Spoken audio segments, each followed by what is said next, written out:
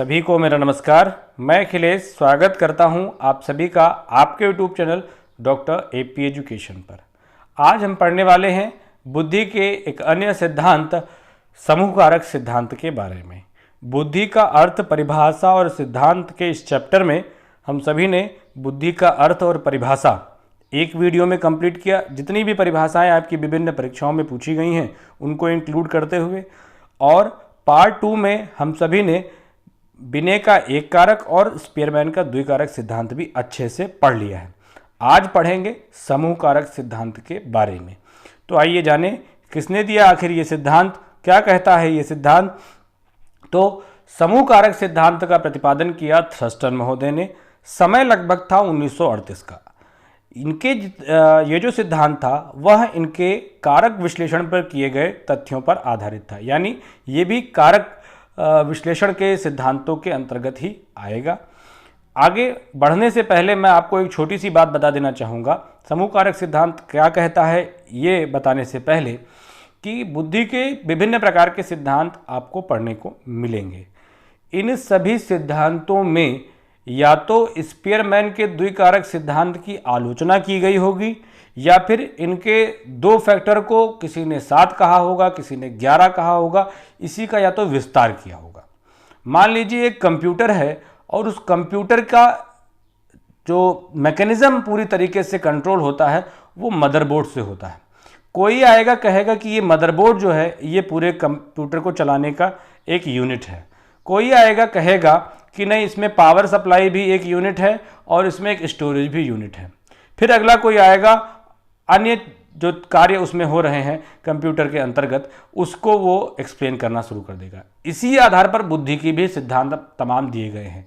सबसे पहले बिने साइमन आए, बिने महोदय ने कहा कि बुद्धि एक अविभाज्य इकाई है, यानी एक यूनिट है, उसी से सब काम होता है।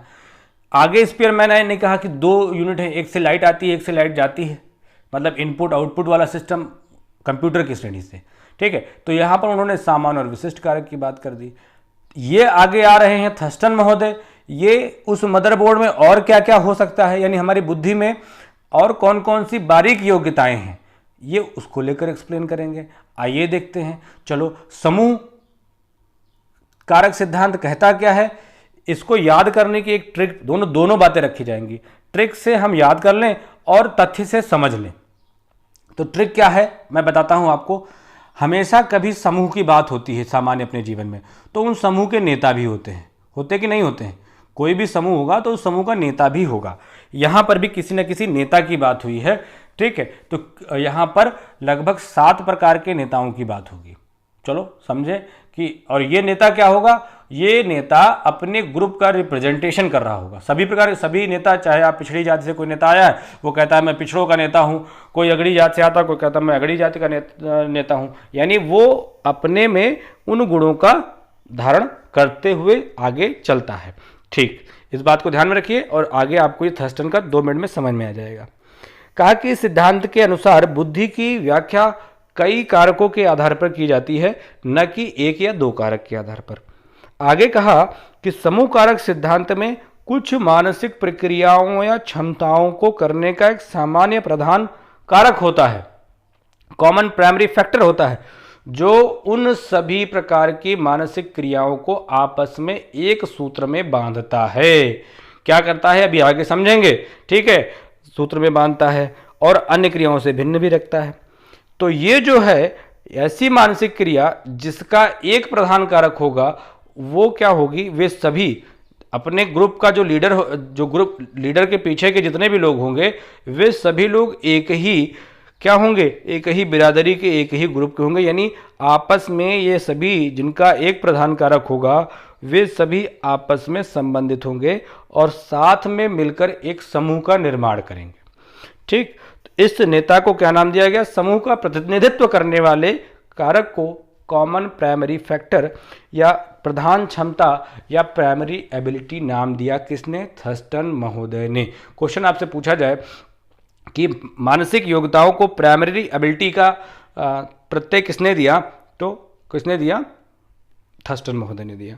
आगे क्या कहा, थर्स्टन ने अपने सिद्धांत में 7 प्रधान क्षमताओं का वर्णन किया है या स्पष्टीकरण किया है, ये क्या है? उन्होंने 7 प्रधान क्षमताओं को मापने के लिए एक परीक्षण माला तैयार की। आपने कई बार सुना होगा बैटरी। बैटरी शब्द क्या है? बैटरी का अर्थ क्या होता है? यानी भाटिया बैटरी सुना, तो वो कुछ नहीं होता, परीक्षण माला होती है, कुछ प्रश्न होते हैं, उन प्रश्न की सीरीज होती है, तो वो उसे हम बैटरी कहते हैं। तो इन्होंने भी इन 7 प्रकार की प्रधान क्षमताओं को मापने के लिए एक परीक्षण माला का निर्माण किया। उसे प्रधान मानसिक क्षमताओं का परीक्षण या PMA टेस्ट भी की संज्ञा दी गई है। आइए देखें कौन कौन से 7 प्रकार के प्रधान क्षमताएं हैं। तो पहली प्रधान क्षमता है शाब्दिक अर्थ क्षमता, वर्बल मीनिंग एबिलिटी। क्या होता है इससे शब्दों तथा वाक्यों के अर्थ समझने की क्षमता जो है वो शाब्दिक अर्थ क्षमता कहलाती है।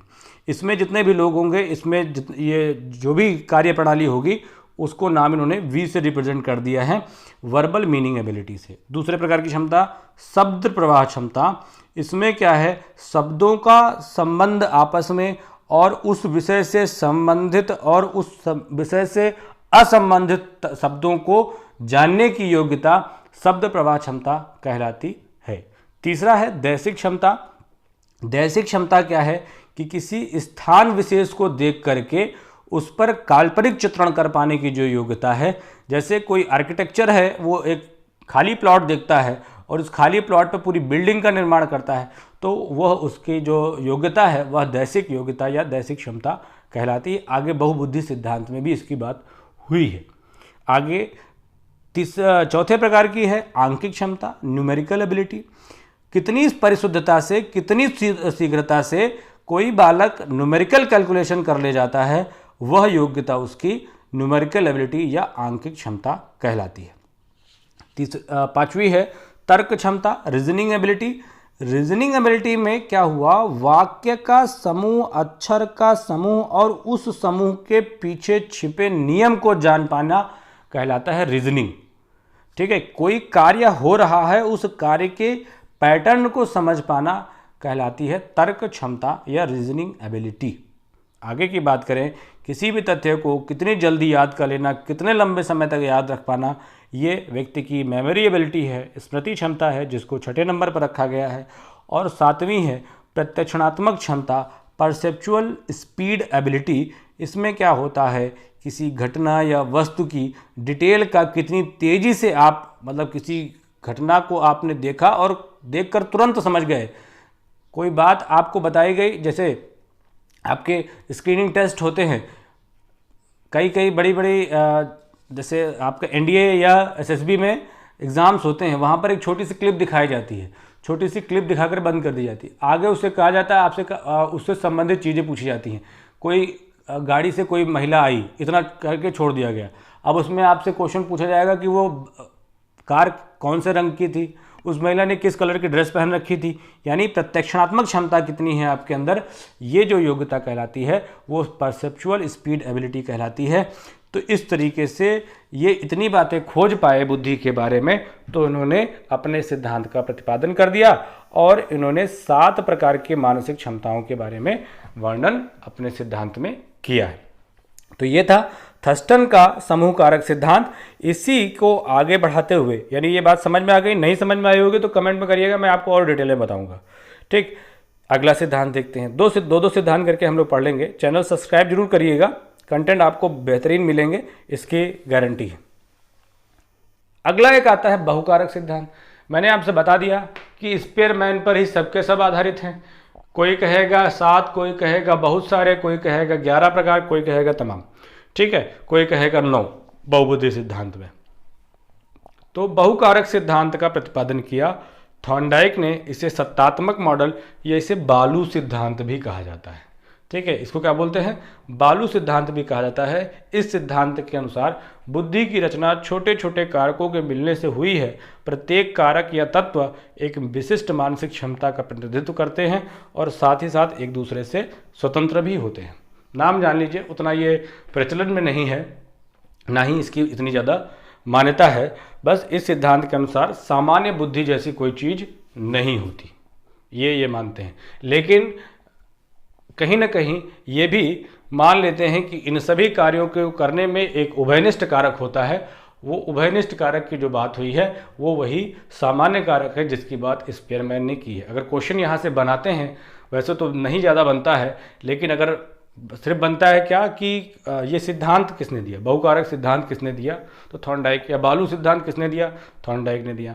अगर मान लीजिए कोई प्रश्न बनने लायक है इसमें, तो क्वेश्चन इस तरीके से बन सकता है कि आखिर जिस सिद्धांत को स्पीयरमैन ने जी कारक कहा है उसे थॉर्नडाइक ने अपने बहुकारक सिद्धांत में क्या नाम दिया, तो उसको नाम दिया इन्होंने उभयनिष्ठ कारक। ठीक है, इस तरीके से हम लोगों ने 2 सिद्धांत पढ़े, समूह कारक सिद्धांत जिसमें 7 प्रकार के प्रधान क्षमताओं का वर्णन है, बहुकारक सिद्धांत हमने पढ़ा, कहा कि बहुत बहुत बहुत बहुत सारे छोटे छोटे ऐसे फैक्टर्स हैं जो बुद्धि के कार्यों को रिप्रेजेंट करते हैं, इसे हम बालू सिद्धांत या एक उभयनिष्ठ कारक भी प्रेजेंट होता है। इस प्रकार से हम लोगों ने बुद्धि के 2 प्रकार के सिद्धांत आज पढ़ लिए हैं। अगले लेक्चर में हम लोग पढ़ेंगे गिलफोर्ड का 3D मॉडल। फिर आगे गिलफोर्ड के 3D मॉडल को कंप्लीट करने के बाद कैटलहॉर्न पढ़ेंगे। कैटलहॉर्न को कंप्लीट करने के, तरल और ठोस बुद्धि पढ़ने के बाद हम लोग कैरोल का त्रिस्तरीय मॉडल, फिर त्रिस्तरीय मॉडल के बाद पदानुक्रमिक, फिर आगे आ जाएंगे गार्डनर का बहुबुद्धि सिद्धांत। फिर कारक सिद्धांत सब कंप्लीट होते हुए आगे बढ़ेंगे प्रक्रिया प्रधान सिद्धांतों में, जिसमें स्टर्नबर्ग के बारे में मैं आपको बताऊंगा। कंटेंट पूरा तैयार है, बस आपको छोटे छोटे वीडियोस के माध्यम से मैं अवेलेबल कराता रहूँगा। तब तक के लिए स्वस्थ रहिए और घर पर अपना अध्ययन करते रहें।